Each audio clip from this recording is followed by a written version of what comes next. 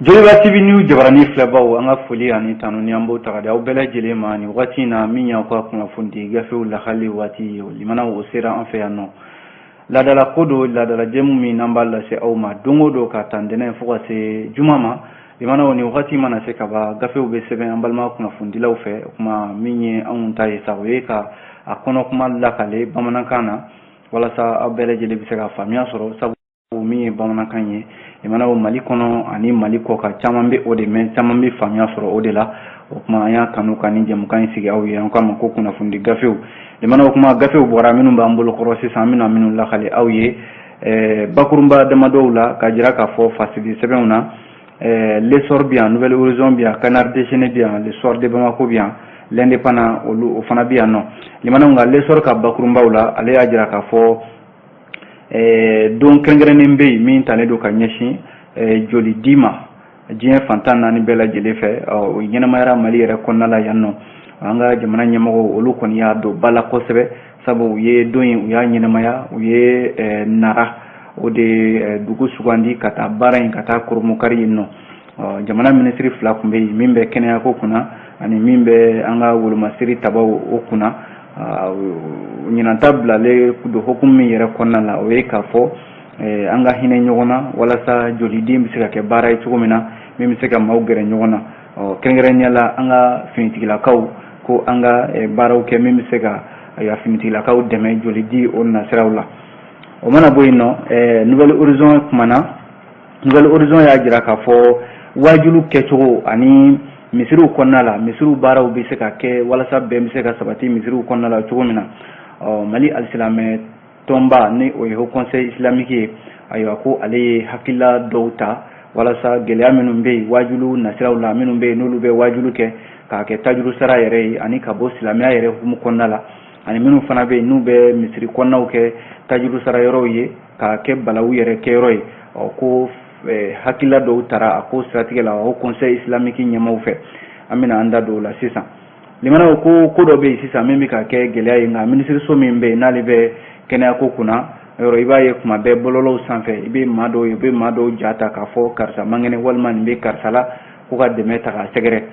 minisiriso min bɛ yen n'ale b'an ka kɛnɛyako kunna ale ye bataki kɛ k'a jira k'a fɔ ko in ko k'a dabila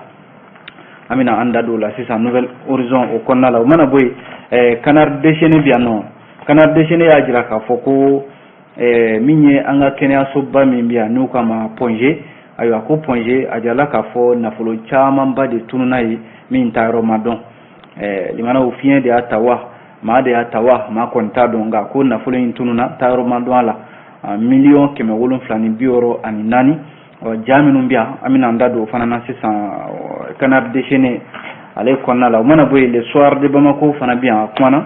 soir de Bamako ko kumaɲɔgɔnya minnu bɛ yen n'o kun dabɔra k'a fɔ Mali yɔrɔ Mali y'a jira k'a fɔ ale tɛ G5 Sahel finman na jɛma foyi la bilen kɔsa in na Mali jamana ɲɛmɔgɔw yɛrɛ a ɲini k'u ka baarakɛla fɛn fɛn bɛ G5 Sahel kɔnɔna la ko k'a bɛɛ lajɛlen bɔ yen nɔ nka ko kumaɲɔgɔnya min kɛra limana ko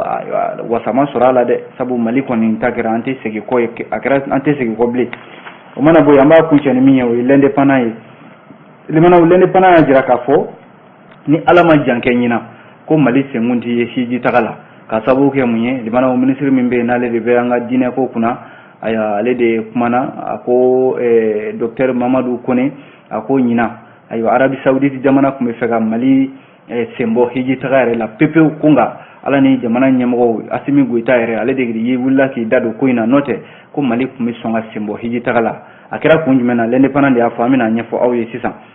an bɛ sɔrɔ k'a kuncɛ ni l'indépendant kelen ka kunnafoni ye limana ko bɛnbaliya kɔrɔ min tun bɛ yen Fédération Malienne de Football kɔnɔna la n'o y'an ka ndolantan jɛkulu ye jɛkulu dɔ bɛ yen collectif des ligues majoritaires k'olu fara bɛ ɲɔgɔn kan bi u jɛntɛ ni baara dɔw ye fédération yɛrɛ ɲɛmɔgɔba Mamadou Touré n'u kama Bavier k'ale bɛ ka baara dɔw kɛ min bɛn tɛ collectif des ligues majoritaires olu ma l'indépendant ka kuma don an bɛna lakale aw ye sisan yan'an ka se o bɛɛ ma l'essor bɛ yan nɔ a kumana l'essor ko kunungo o kun ye don kɛrɛnkɛrɛnnen ka ɲɛsin joli dili ma joli dili limanaw a bɛ hinɛ ni makari de kofɔ hadamadenw ni ɲɔgɔn cɛ karisa mangene taa joli d'a ma walasa a bɛ se ka furakɛ cogo min na ayiwa diɲɛ Keleya tɔnba ale de y'o don in ta kunungo kun ye min bɛ tali kɛ juin kalo ale tile 14 ye ayiwa juin kalo tile 14 o bɛ bɛn don kɛrɛnnen ma min ye joli dili ye diɲɛ fantan ani 4 bɛɛ lajɛlen Mali jamana kɔni ma to kɔ baara in na sabu ko min ye ministre 2 ye ministre min bɛ n'o bɛ kɛnɛya ko kunna madame Jeminatu Sangare ani a baarakɛɲɔgɔn min bɛ finitigiw ka kuɲɛ kunna colonel Sajo Kamara ayiwa olu de kɛra maaw ye minnu ye misali di ka u joli di baara in yɛrɛ kɛra kunungo tarata narakaw fɛ yen limanaw ministre kɔfɛ a jarala k'a fɔ diɲɛ Keleya tɔnba ka bolofara min ɲɛsinnen don kɛnɛya ko ma Organisation mondiale de la santé o ɲɛmɔgɔw tun bɛ kɛnɛ ka narakaw fɛ yen ka taa se n'i ye jateminɛ kɛ limanaw minnu fana bɛ ni o ye gouverneur ye nara gouverneur limanaw Amara Dunbiya ale fana tun bɛ kɛnɛ ka ye olu fana y'u sen da ministre olu sen da nɔ na ka u ka joli di o kɛra misali ye yɔrɔ hakililaba min bɛ ta san o san n'o ye thème ye a jarala k'a fɔ thème min talen don diɲɛma fɛ o ye k'a fɔ ka joli di limanaw ko ye waleya ye min ye hinɛ ani makari ka ɲɛsin ɲɔgɔn ma Mali la yan nɔ Mali jamana ɲɛmɔgɔw ye hakilila min ba min ta o ye k'a fɔ an ka fara ɲɔgɔn kan ka min y'an ka finitigiw olu sɛgɛrɛ ka joli di kɛ walasa ka kisili kɛ o de ye hakililaba ye min taara Mali kɔnɔna la yan nɔ min ye baara in yɛrɛ ye a yirala k'a fɔ narakaw fɛ yɔrɔ colonel Sajo Kamara ale yɛrɛ ye naraka ye limanaw ko in taara ka denfaya ta ka di colonel Sajo Kamara ma a jarala k'a fɔ colonel Sajo Kamara ka ɲɛfɔliw la lesɔrɔ kɔnɔna la bi a ye welewele dakan min bila o ye k'a fɔ maa o maa bɛ yen ko e bɛ joli di i manifin ɲɔgɔn ma a bɛ n'a fɔ i bɛ fɛ k'a tigi ni kisi de ko an bɛ o de lahala yɛrɛ kɔnɔna la n'i ye Mali taabolo lajɛ bi yɔrɔ gɛlɛya bɛ gɛlɛya la o ye k'a fɔ an ka finitigiw o b'olu ka bi olu minnu bɛ u ni di ka jamanadenw n'u bolofɛnw lakana a ka kan an fana k'a ɲini ka dɛmɛ ta ka ɲɛsin an ka finitigiw ma minnu bɛ gɛlɛya sɔrɔ kɛlɛkɛyɔrɔw la limanaw ka se ka joli di olu ma u bɛ se ka bɔ gɛlɛya kɔnɔna la cogo min na colonel Sajo Kamara ye o kuma fɔ min ye nara gouverneur ye n'o ye Amara Dunbiya ye ale fana ye nin waleya in fɔ kosɛbɛ sabu ale ko nara sugandile ka taa nin baara in koromokari ye ayiwa a kɛra bonya ye olu ma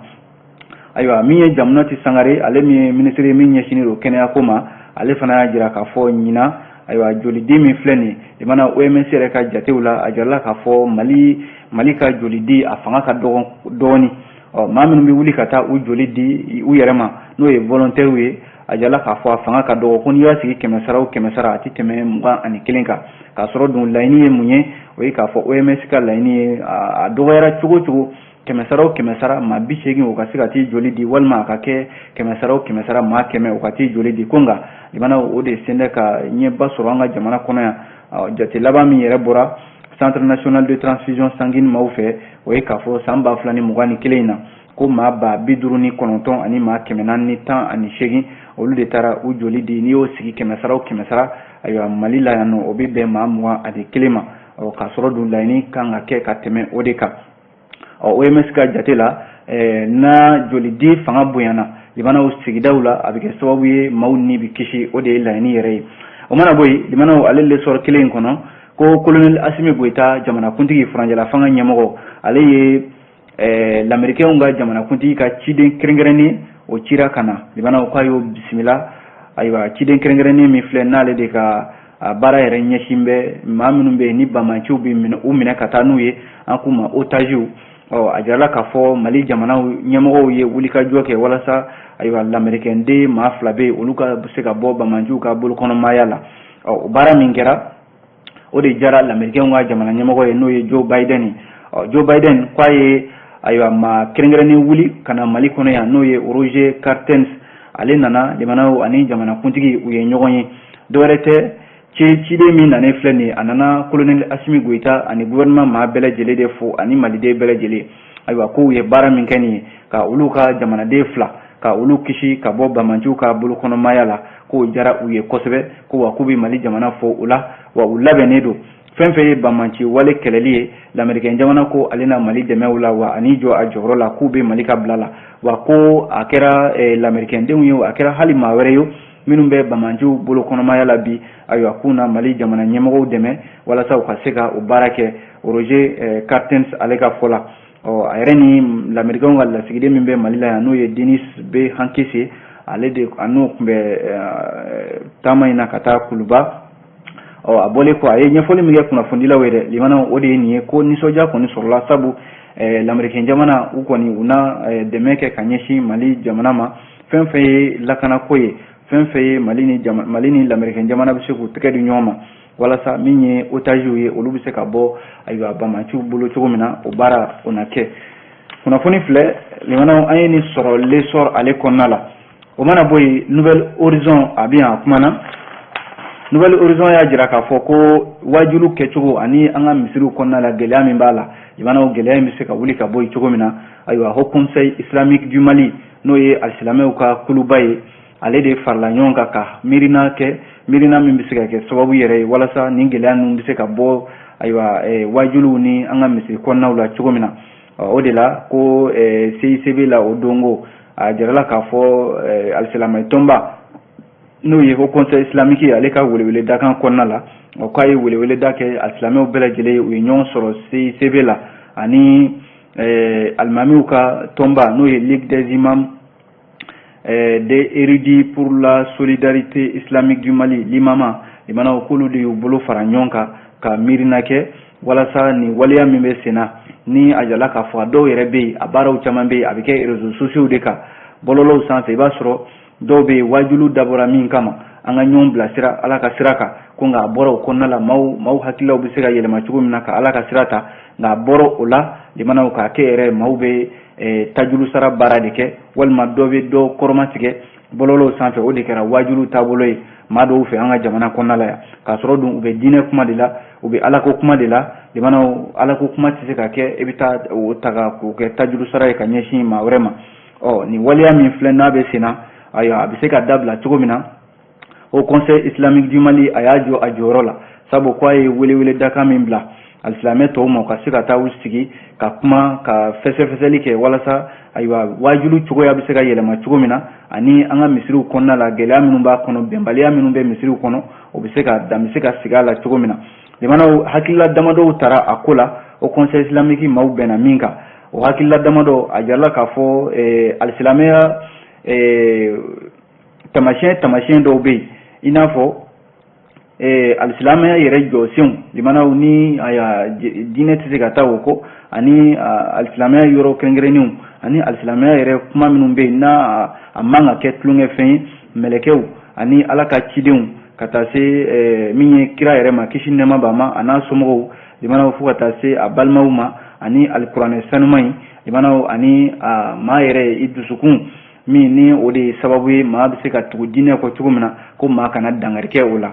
o ye fɔlɔ ye limanaw filanan ye mun ye o ye k'a fɔ nɛni jugu minnu bɛ yen ni wajulikɛlaw b'a kɛ wajulu kɔnɔna la limanaw n'a a bɛ ta ka bila bɔlɔlɔw sanfɛ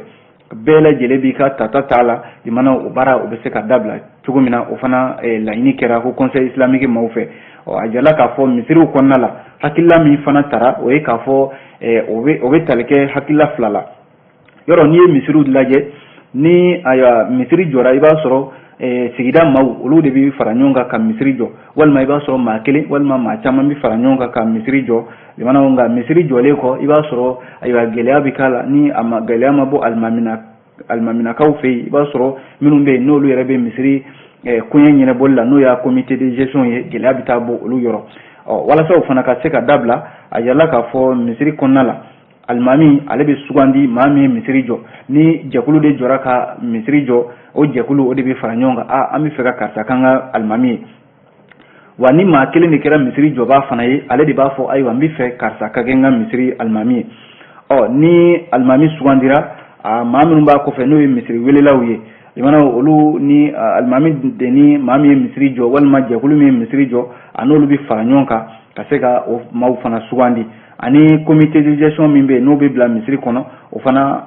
o jagoyalen don ani alimami ka baara kɛ ɲɔgɔn fɛ walasa misiri koɲɛ ayiwa a ka se ka tɛmɛ u ni ɲɔgɔn cɛ limanaw ni hakilila damadɔw minnu ni olu taara a fɔra ko baara ka kɛ ni nin ye Haut Conseil Islamique ka ɲɛfɔli la ko nka nin fɛn fɛn fɔlen filɛ nin ni baara ma kɛ n'a ye limanaw ko ɲanginiw bɛ yen ɲangini minnu filɛ nin o tɛ girin ka ɲangini ta dɛ ladilikan de bɛ d'i ma fɔlɔ karisa e ni min kɛ a fɔra k'a fɔ nin man ɲi nin dabila nka n'i tilala ka segin a kan tuguni limanaw a ko o conseil islamique yɛrɛ de b'a ko ta ka taa n'a ye ka taa di sariyatigiw ma an y'a fɔ karisa ye a kana nin baara kɛ nin t'an ka diinɛ taabolo ye ayiwa a filɛ nin ye sariya maaw bolo sariya maaw fana b'u wasa don ale la limanaw nin kuma fɔra o conseil islamique fɛ min sigi kɛra o dongo CICB la dimanche tɛmɛnen yɛrɛ juin kalo tile 12 walasa wajulu maa minnu bɛ yen n'u bɛ wajulu kolonw kɛ bɔlɔlɔw sanfɛ minnu yɛrɛ ta kɛn bɛ wajulu ko tɛ bilen ni karisa don limanaw o ka dabila o mana bɔ yen ale nouvelle horizon kelen ka kuma na limanaw ko ɲɔgɔn dɛmɛ an ka jamana ye o y'o taabolo ye ɲɔgɔn dɛmɛ bɛ se ka sinsin cogo min na yɔrɔ Mali la yan nɔ bi na diɲɛ taabolo yɛlɛmana kibaruya caman bɛ bi i b'a sɔrɔ bɔlɔlɔw de sanfɛ i b'a ye kuma bɛɛ maaw bɛ dɛmɛ ta ka ɲɛsin ɲɔgɔn ma ayiwa n'i ma ye u bɛ maa dɔw ka kibaruya ta k'a bila bɔlɔlɔ sanfɛ karisa nin bɛ karisa la nin bɛ karisa la a ye dɛmɛ ta ka sɛgɛrɛ o ɲɔgɔnna waleya min yɔrɔ o y'an ka jamana taabolo ye walasa ayiwa maaw n'i bɛ se ka kisi cogo min na ko maa min kisira a ko taabolo la limanaw o de ka ca nouvelle horizon ka fɔ la ko nka nin waleya min filɛ nin ja minisiriso min bɛ yen n'o bɛ kɛnɛya ko kunna ale secrétaire général ayiwa Ali Diop ale de ye bataki dɔ kɛ bataki min ni o kɛra communiqué don k'a jira k'a fɔ ko jɛn tɛna kɛ n'a ye nin waleya in a ka to sen na minisiriso min filɛ n'ale b'an ka kɛnɛya ko kunna a ko a bɛ jamanadenw ladɔnniya k'a fɔ nin ɲɔgɔnna waleya n'a bɛ kɛ u ka tɛmɛ cakɛda dɔ fɛ cakɛda min n'u k'a ma régime d'assistance médicale RAMED k'u ka tɛmɛ o fɛ minnu bɛ yen n'u bɛ fɛ dɛmɛ ka taga ɲɛsin u ma u ka taa RAMED sɛgɛrɛ dɛmɛ min n'a bɛ taga ɲɛsin u ma o n'a taga di u ma n'o tɛ ka maaw jaw ta walima k'a fɔ karisa filɛ a man kɛnɛ a ye dɛmɛ ta k'a sɛgɛrɛ ka t'o ta k'o bila bɔlɔlɔw sanfɛ bɛɛ ɲɛ b'o la k'a sɔrɔ don hadamaden bɛɛ n'a ka hakɛ de don dɔ a bɛ se ka dangari kɛ dɔ la a bɛ se ka maaw i ka lahalayaw yira diɲɛ fantan naani bɛɛ lajɛlen fɛ minisiriso y'a jira k'a fɔ ko jɛn tɛ kɛ n'a ye ko nka nouvelle horizon ka fɔ la tiɲɛ dɔ kɛ maaw jaw bɛ taga bila bɔlɔlɔ sanfɛ o ye o man ɲi wa maaw ka lahalayaw bɛ bila bɔlɔlɔw sanfɛ o man ɲi ko nka limanaw a kɛra sababu ye ka maa hakɛ min bɔ gɛlɛya kɔnɔ o de ka ca maa min bɛ Mali dɔn Mali ye hinɛ jamana ye an bɛ hinɛ ɲɔgɔn na i mana maa ka gɛlɛya ye limanaw makari ni hinɛ bɛ na i la f'i ka a tigi dɛmɛ o dun sira ɲuman bɛɛ ka bɔ a kalama yɔrɔnin kelen o ye bɔlɔlɔw de sanfɛla ye ni minisiriso in ko k'a ti jɛn n'o ye k'a sɔrɔ dun n'i ye nin waleya fila lajɛ limanaw fɛn don min ni o cɛ ka jan dɛ ko n'i ye communiqué min n'o kɛra minisiriso in fɛ n'o ye an ka kɛnɛya minisiriso ye ani waleya minnu bɛ kɛ an ka kɛnɛyasow kɔnɔna la limanaw o cɛ ka jan sabu n'i taara kɛnɛyaso kɔnɔna la n'i ka banabaatɔ ye dɔgɔtɔrɔ yɛrɛ tɛ sɔn ka tɛgɛ maga banabaatɔ la ko fɔ a somɔgɔw ka na walima ni ordonnance sɛbɛnna kunna ni ordonnance ma san limanaw ko maga tigɛ banabaatɔ la o ye ko wɛrɛ ye ko min ni minisiriso in ka communiqué o tɛ kelen ye k'u janto o la ani fara min ka gɛlɛya a ko bɛɛ la limanaw ko n'i taara an ka kɛnɛyasow kɔnɔna la bi dɔgɔtɔrɔw ka baara taabolo ani dɔgɔtɔrɔ yɛrɛ bɛ hali kumakan minnu ni waleya minnu taga banabaatɔw kunbɛn o yɛrɛ bɛ banabaatɔ jigi tigɛ fɔlɔ limanaw ko nin n'a ɲɔgɔnna yalima jamana ɲɛmɔgɔw bɛ se ka u toron kuma ka kuma min bɛ yen ni maaw bɛ ka ɲɔgɔn dɛmɛ bɔlɔlɔw sanfɛ ni maaw yɛrɛ dun hakili la o de ye a wale suruma ye maaw bɛ se ka dɛmɛ cogo min na minisiriso in k'a ka fɛɛrɛ wɛrɛ ɲini n'o tɛ aramɛdi dɛ walima anam limanaw ko o tɛ anam nu aramɛdi walima kɛnɛyasow kɔnɔna la n'i taara yen ayiwa olu bɛ fɛn wɛrɛ yira banabaatɔ yɛrɛ la min b'a jigi tigɛ kunnafoni filɛ nin ye limanaw ne ka kuma tɛ dɛ an ye nin bɔ nouvelle horizon ale kɔnɔna la o mana bɔ yen le canard déchaîné ale bi yan a kumana limanaw canard déchaîné y'a jira k'a fɔ a ka jaw kɔnɔna la ayiwa ko min bɛ tali kɛ vérificateur général n'o ye bureau du vérificateur général ye o ye jɛkuluba ye cakɛdaba don min sigira an ka jamana kɔnɔ yan walasa an ka foroba cakɛdaw bɛ se ka sɛgɛsɛgɛ nafolo minnu bɛ yen n'a dira ko ka baara kɛ n'a ye nafolo ninnu ka se ka taa yɔrɔ dɔn ko vérificateur général a ka sɛgɛsɛgɛli taara cun min ye Ponge ale cakɛda in kɔnɔna la Ponge kɛnɛyasoba ye an ka jamana kɔnɔna la yan a jala k'a fɔ vérificateur général k'a ye sɛgɛsɛgɛli min kɛ san 2018 san 2019 ani san 2020 k'a daminɛ o la ka n'a bila fo juin kalo tile 30 san 2021 la limanaw k'a ka sɛgɛsɛgɛli kɔnɔ a yera k'a fɔ Ponge nafolo min tununa n'a ta yɔrɔ ma dɔn a bɛ taa jɔ $760,000 de la san 3 in kɔnɔna la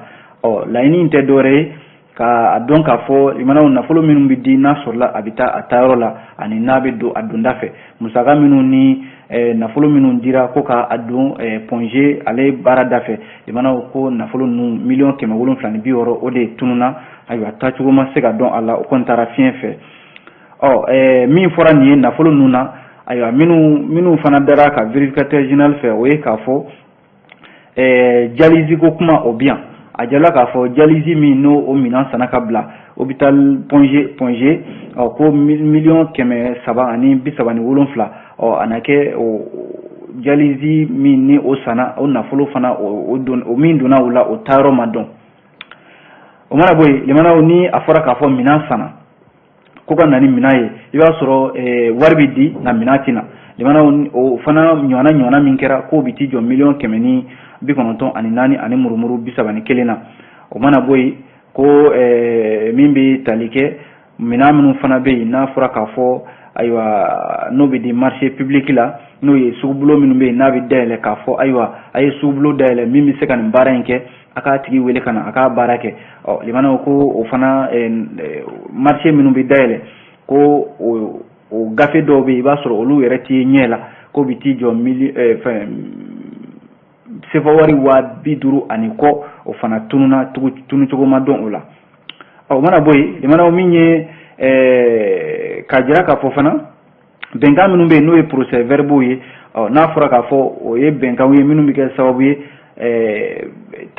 taji min n'o bɛ san ka bila an ka bolimafɛn ninnu kɔnɔ la minnu ye hôpital di Ponge bolimafɛnw ye ko o fana nafolo donna o la min fana taayɔrɔ ma ye $9 ani murumuru 6 limanaw o fana mana bɔ yen a jarala k'a fɔ ko indemnité minnu bɛ yen n'o fana bɛ di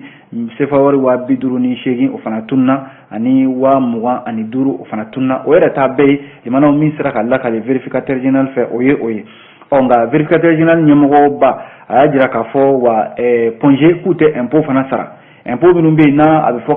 k'a di k'a bila jamana wagande kɔnɔ o fana bɛ t'i jɔ $6,000,000 ɲɔgɔnna la ayiwa ko a ko bɛɛ lajɛlen a taara ka di min ye commune 3 tribunal polyéconomique et financier min bɛ yen a taara ka bila u ka bolo kan maa minnu bɛ yen ni olu da bɛ ko in na u ka wele k'u ɲininka kun jumɛn na nin kɛra limanaw halisa ale canard déchaîné ka kuma la min ye ko sɔɔni a na kɛ usine dɔ bɛ yen o bɛna dayɛlɛ Mali kɔnɔna la yan usine min bɛ yen n'a bɛna kɛ sababu ye ka min ye an ka subahana mansiw min ye téléphone ani ordinateur ye ko o bɛna dilan an ka jamana kɔnɔ yan premier ministre Choguel Kokara Mayiga min bɛ tali kɛ ntɛnɛn tɛmɛnen juin kalo tile 6 k'ale ye cakɛda dɔ n'u kama ko société d'Anetala électrique o ɲɛmɔgɔ Renaud Amiel a ye olu bisimila olu de ye kunnafoni in di k'a fɔ ayiwa ko nin cakɛda in a bɛna sigi Mali la yan nɔ limanaw wa yɔrɔ wɛrɛ tɛ a bɛ sigi Bamako Ɲare la Bamako sigida 2nan la ni usine min filɛ nin ye a bɛna kɛ sababu ye limanaw farafinna yɛrɛ tilebiyanfan ayiwa jamana min bɛ n'ale fɔlɔ bɛna ni usine bisimila o ye Mali ye walasa ka se ka kɛrɛnkɛrɛnnenya la limanaw min ye téléphone ye yɔrɔ téléphone kɔni ale bɛɛ bolo bɛɛ bɛ se k'a san i nagakɔrɔ cogo min na o lafiya bɛ se ka sɔrɔ ko ayiwa Mali kɔni bɛna a ta sɔrɔ sɔɔni k'a mɛnnenba yɛrɛ septembre kalo san 2022 o waati k'a bɛna kɛ sababu ye téléphone minnu bɛ feere limanaw a téléphone ninnu a dɔgɔyalenba a bɛ se 13 ɲɔgɔnna ma ko min bɛ tali kɛ a téléphone ninnu a tɛna fɔ a bɛ dilan dɛ nka minɛn minnu bɛ na usine de b'a fara ɲɔgɔn kan o mana bɔ yen limanaw ko ŋunuŋunu kuma dɔ tun bɛ yen k'a fɔ sanu kilo 37 ɲɔgɔnna ko Mali douane tun ye o minɛ Mali ni Mauritanie o dancɛ la télévision nationale yɛrɛ y'a kuma a kibaruya di k'a fɔ ko an ka douaniers tun ye sanu kilo 37 ɲɔgɔnna minɛ nka a yera k'a fɔ ko hali kɔsa in na fana sanu kilo 50 ɲɔgɔnna o fana minɛna maa dɔw fɛ minnu bɛ yen n'olu tun bɛ ka bɔ Mauritanie k'u kunda Kodowari kan ko nka sanu min n'a minɛna nin n'a kibaruya dira a jala k'a fɔ sanu ko a segira a tigiw ma n'o ye Mauritanie douaniers ye minnu bɛ ni Mauritanie jamanadenw kun ye wulikajɔ kɛ k'a fɔ ni sanu min minɛna ko fo ka segin Mauritanie jamana ma ko nka jamana ɲɛmɔgɔw ye wulila k'u jɔ jamana a sera ka segin Mauritanie ale doyenw ma. Canard déchaîné ka kunnafoni don jamana o mana bɔ yen le soir de Bamako ale bi yan a kumana soir de Bamako y'a jira k'a fɔ ko Mali y'a ɲini k'a bɛ bɔ G5 Sahel la a yɛrɛ bɔra la ka ban a na kɛ kuma ɲɔgɔnyaw olu bɛ senna walasa Mali bɛ se ka segin jɛkulu in kɔnɔna la cogo min na nka jamanaw ko ayiwa Mali jamana ɲɛmɔgɔw y'a ɲini ko u tɛ segin bilen nka n'i ye jateminɛ kɛ ciden kɛrɛnkɛrɛnnin dɔw bɛ yen minnu bɛ yen n'a fɔra k'a fɔ olu cira ka na G5 Sahel ɲɛmɔgɔw fɛ ayiwa k'u ka na u ni Mali jamana ɲɛmɔgɔw ka kuma walasa min ye ayiwa G5 Sahel ko ye Mali ka se ka segin kɔ a ye hakilila min ta nka a jirala k'a fɔ jamanaw ciden minnu nana u kɔni u ye laɲini fɛn fɛn kɛ a na kɛ laɲini ninnu a ma sabati sabu min ye hali diɲɛ kelenya tɔnba ɲɛmɔgɔba Antonio Guterres ale yɛrɛ y'i da don ko in na walasa Mali bɛ se ka segin ka na G5 Sahel kɔnɔna la cogo min na nka Mali jamana ɲɛmɔgɔw ko ayi olu kɔni sen tɛ G5 Sahel la bilen sabu ko in kɛra cogo min na a kɛra i n'a fɔ u jɔnna Mali la de ka Mali kɛ i b'a fɔ a damana jamana i b'a fɔ ko Mali y'a damana ko de kɛ ka fɛn fɛn bɛ kɛ k'o pan an kunna n'a ma ɲɛ ko Mali y'a senbɔ jira ma maa min kɛ boso i na k'i yɛrɛ ma hɔrɔn ye ko an bɛ don min na ko bi Mali jamana ɲɛmɔgɔw y'a ɲini sa ko hali u ka baarakɛla minnu bɛ G5 Sahel kɔnɔna la ko k'a bɛɛ lajɛlen a f'u ɲɛna u ka baara bila u ka segin ka na Mali kɔnɔna la ayiwa soir de Bamako de ye nin fɔ dɛ limanaw an b'a kuncɛ ni teliyala ni l'indépendant ka fasiri ye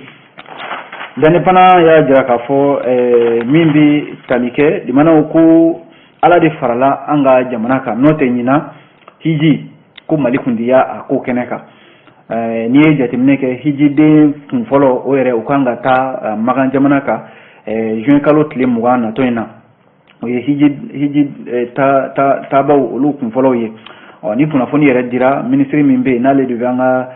diinɛ ko kunna affaire religieuse n'o ye Mahamadu Kone ye nka limanaw a ye kunnafoni kɛnɛ min sigi walasa hiji baaraw bɛ senna ka se ka o ɲɛfɔ kunnafonidilaw ye a y'a jira k'a fɔ hiji baara a bɛ ka taabolo ɲuman b'a la ɲina sabu ko kura yɛrɛ donna a la o ye k'a fɔ hijidenw k'u kalan hiji taabolo la n'u taara u kana se ka taa fili hiji ale taabolo ale baaraw la min ye hali ɲina hiji bɛ kɛ yɔrɔ min na n'o ye alikaba kɛrɛfɛla ye limanaw a jala k'a fɔ Mali jamana ɲɛmɔgɔw ye baaraba de kɛ ɲina sabu hiji taala fɛn fɛn i bɛ taa bila yɔrɔ min na n'o ye hôtel kɔnɔnaw ye ko ni alikaba cɛ a tɛ tɛmɛ hali mètre 100 kan k'o ye a la wasa dɔ ye ani hôtel ba dɔ bɛ yen n'o bɛ Magan jamana kan n'u k'a ma ko restaurant Burkaham yɔrɔ in a yɔrɔ ɲumanba don Arabie Saoudite jamana kan wa k'an ka hiji taalaw olu bɛna taa o yɔrɔ in na nka min kɛra la jiginna yɛrɛ limanaw ko ɲina hiji taabolo jaja Arabie Saoudite jamana u ka juru bɛ an ka jamana na san o san an bɛ taa hiji la jaja dɔ de bɛ fara juru kan san o san Arabie Saoudite jamana de y'a ɲini sa k'olu ka juru min bɛ Mali la ni juru in ma sara ayiwa ko u na Mali bila liste noire kan n'o ye k'a fɔ maa minnu bɛ yen ni u sen tɛna kɛ hiji la nka limanaw ala ni jamanakuntigi yɛrɛ colonel Assimi Goïta ale ka wulikajɔ ale de wulila k'i da don ko in na ayiwa walasa wari in bɛ se ka sara cogo min na ko de kɛra sababu ye ala farala an kan ɲina hiji an yera a ko kɛnɛ kan n'o tɛ a ko wɛrɛ kunna fɔ a la dɛ limanaw ndolantan ko nasira la ko collectif des ligues majoritaires a na kɛ olu de fara bɛ ɲɔgɔn kan bi ka kɛlɛ boloda ka ɲɛsin fédération malienne de football a ɲɛmɔgɔ n'o ye Mamutu Ture n'u kama Bavier ligue régionale min filɛ Kayi Kulukoro Tombouctou Kidal ani Segu